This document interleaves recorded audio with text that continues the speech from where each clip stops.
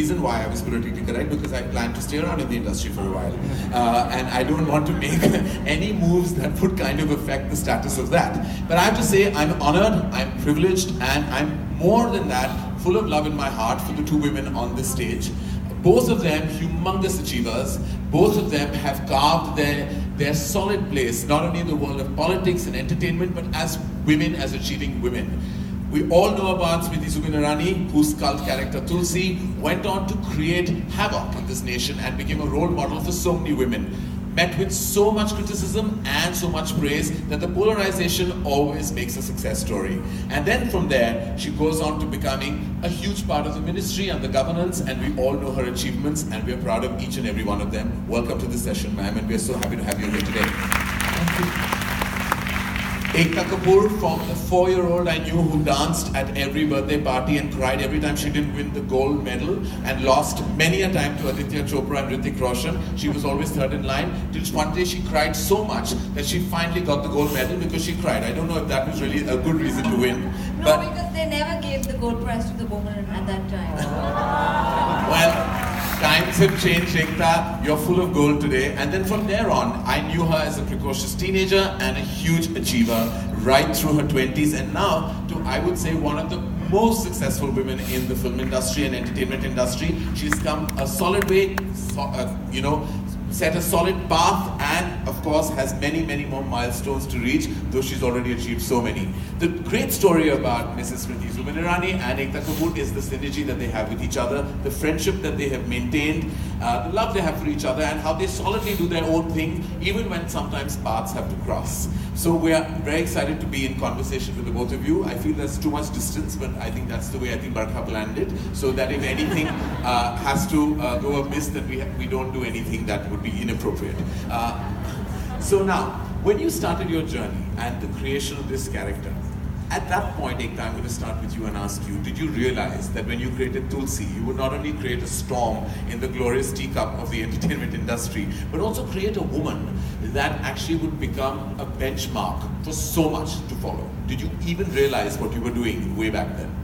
You never do. You start your journey in a very, you just do your job and then you think that, oh, I'm writing a great story. Sometimes it works out great, sometimes it doesn't. But I cannot forget the first time I saw Smriti. She walked in with a white shirt and jeans, and I can't forget, my mom actually had seen her on TV on some show and said that I saw this girl and I just felt this girl can be your Tulsi. When she walked in, we didn't even have a full building, we had an office, we had just shifted into our new office, and I told my associate to audition her. The audition was just a 2-line audition, and then in jeans and a tight shirt, Smriti smiled and spoke those lines. And someone was like, we need somebody more traditional and so more conservative. I said, let's not be myopic. I mean, just because she's dressed a certain way doesn't mean she's a certain type.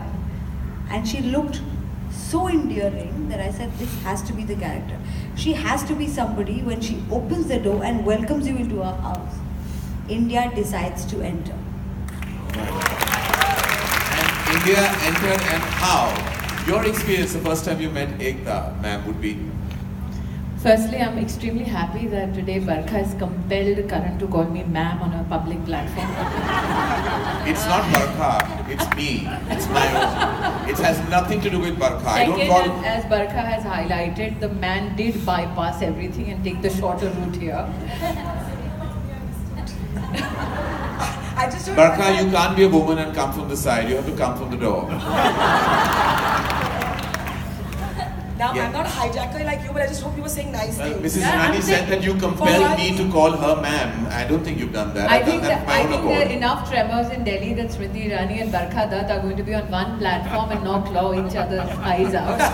Come on. But this is Mumbai, so...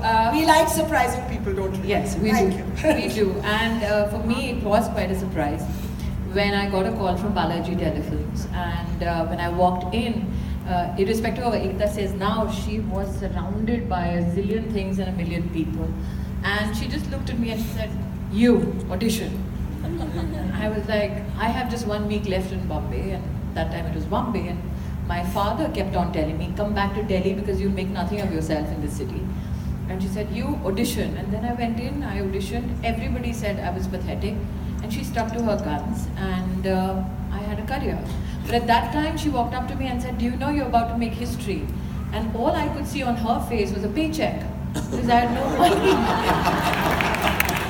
And something in my head kept saying, just agree to whatever she's saying, because you need that paycheck right now. And Ekta wanted to kind of drill it into me. Do you have any clue what is going to happen? I'm like, couldn't care less. Give me the paycheck. Give me the contract. Because for me, it was trying to survive from one paycheck to another. For her, it was about creating history. But somewhere in that journey, it became pursuit of that one scene, that one line, that you can call up Ekta Kapoor and say, I don't think this will work. I think this is how a scene will work out. And at 12 in the night or 3 in the morning, you had a producer, you had a creator who would sit there for half an hour on the phone with you and tell you, yeah, I agree with this or I disagree with this, shut your eyes, trust what I'm doing, and magic would happen week after week. Well, that's, I think, Ekta's foresight. I think also her ability